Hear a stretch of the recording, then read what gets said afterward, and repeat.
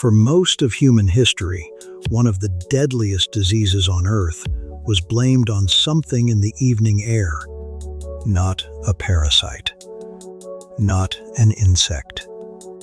The air itself.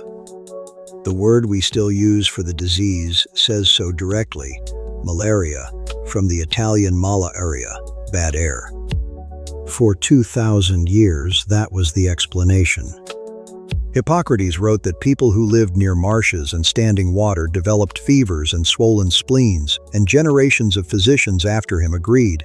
The danger rose out of the ground itself, a poisonous vapor breathed in on humid nights.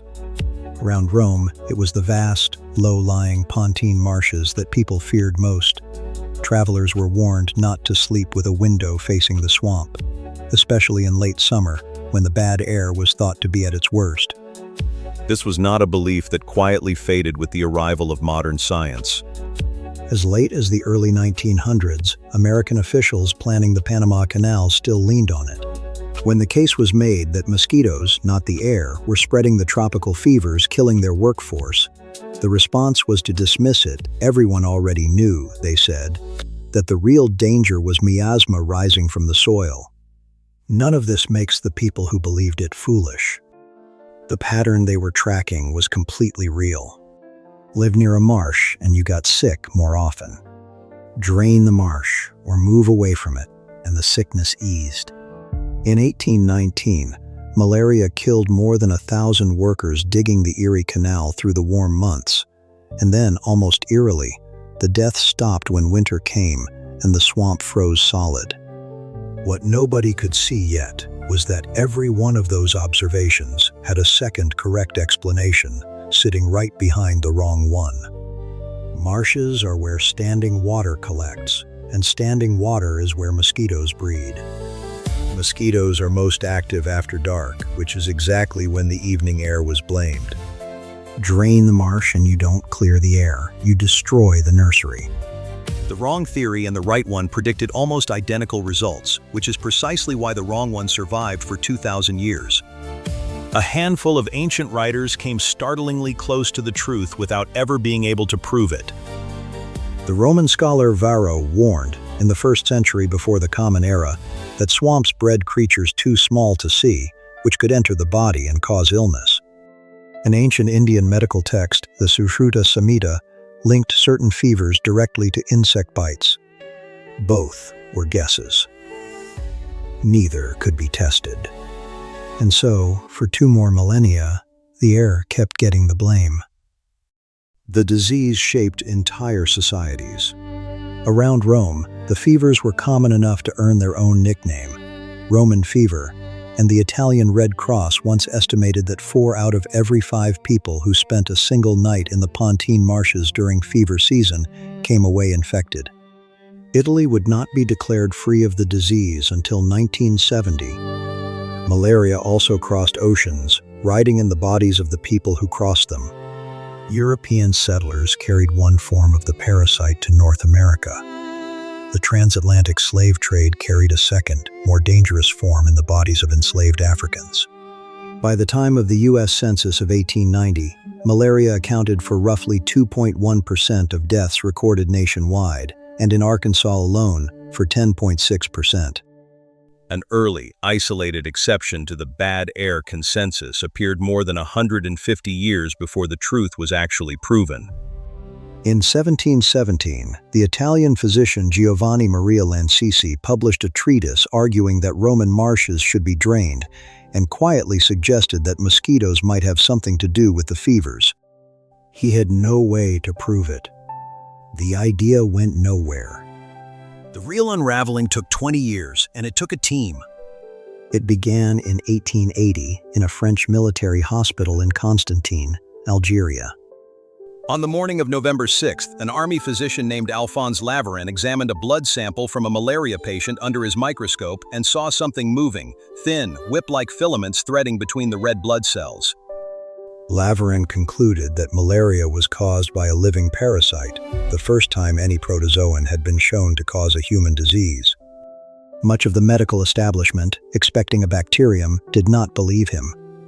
6 years later, The Italian physician Camillo Golgi went further, showing that a malaria fever spike happened at the exact moment large numbers of infected red blood cells burst open at once, flooding the bloodstream with fresh parasites. It explains something doctors had documented for centuries without understanding why some patients' fevers returned like clockwork every 48 hours and others every 72.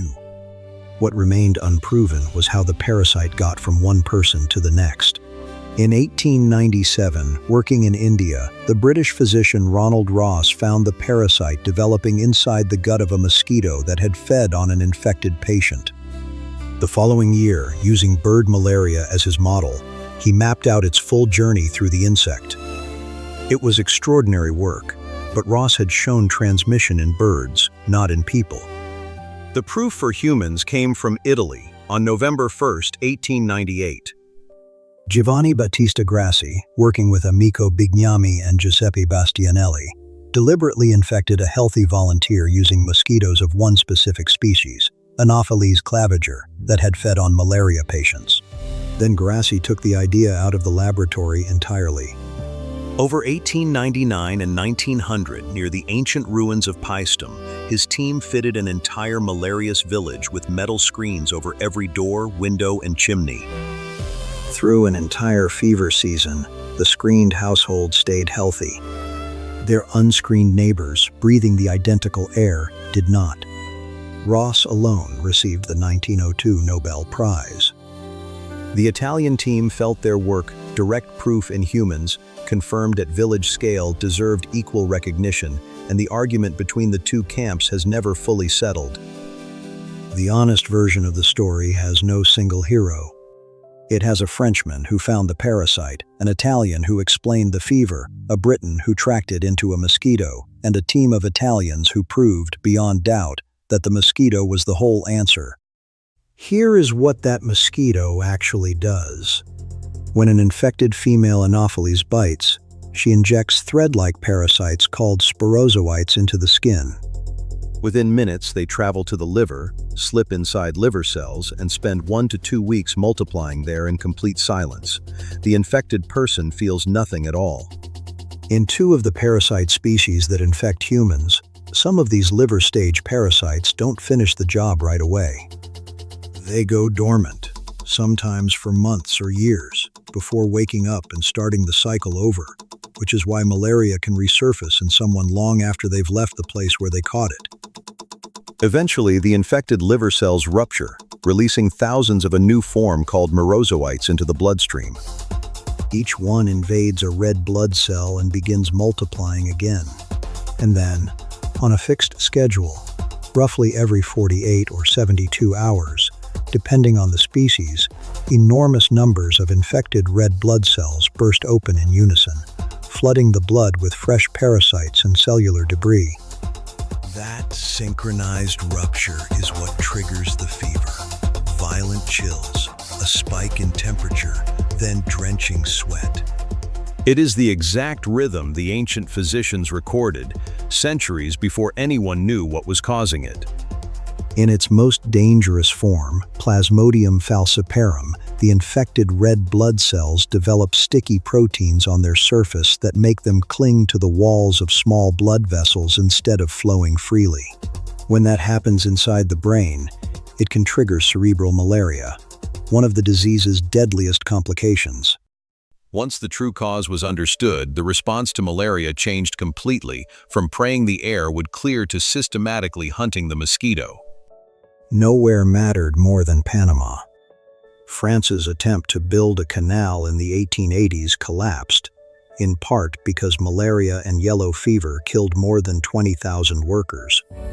When the United States resumed construction in 1904, an army physician named William Crawford Gorgas applied the new science directly, draining standing water, oiling breeding sites, screening buildings, fumigating homes. The mosquito population collapsed, and with it, the disease that had doomed the first attempt. The canal that bad air nearly killed was finished by killing mosquitoes instead. Italy finally drained the Pontine Marshes at scale in the 1930s. Combining engineering with mosquito control and the drug quinine, a project so large it produced entire new towns on land that had been lethal for 3,000 years. In the United States, the wartime effort to protect American troops from malaria created the Office of Malaria Control in war areas in Atlanta. That office would eventually become the Centers for Disease Control and Prevention, meaning the world's most prominent public health agency exists, in part, because of this one disease. Malaria even left a mark on the human genome.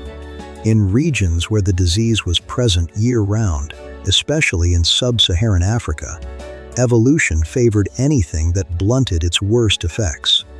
Carrying a single copy of the sickle cell gene provides meaningful protection against severe Plasmodium falciparum infection, the same species behind cerebral malaria. Separately, most people of West and Central African descent lack a specific protein on their red blood cells called the Duffy antigen, which the milder species, Plasmodium vivax, needs in order to invade a cell at all. Without that protein, vivax simply cannot get in. Malaria did not just alter history. It altered who is and isn't vulnerable to it, encoded directly into DNA. Malaria has not gone anywhere. The World Health Organization estimates that in 2024 alone, there were 282 million cases and 610,000 deaths worldwide, with 95% of both concentrated in the WHO African region and children under 5 accounting for roughly 3/4 of those deaths. But the story is not static. As of 2026, 47 countries have been officially certified malaria-free. A large real-world study published that year found that a malaria vaccine rolled out across Ghana, Kenya, and Malawi cut child deaths by roughly 13% among those eligible to receive it. The clearest evidence yet that vaccination can bend this disease's trajectory. New diagnostic tests and the first treatment designed specifically for newborns also reached patients in 2026. Built to catch a parasite strain that had started slipping past older tests undetected. The threats haven't disappeared either. Partial resistance to artemisinin, the frontline malaria drug, is now confirmed in 4 African countries and spreading. Mosquitoes are growing resistant to the insecticides used on bed nets. The fight that began with a microscope in Algeria in 1880 is, in 2026, still very much ongoing. On the night he finally saw the parasite developing inside a mosquito, August 20th, 1897, Ronald Ross sat down and wrote a few lines of verse to his wife. He called the thing he'd been hunting million-murdering death, and said he hoped what he'd found that day would save a great many lives. The people who once feared the night air near the swamps were never wrong to be afraid. They simply couldn't see what was actually in that air. The real killer had been there all along. It just had wings.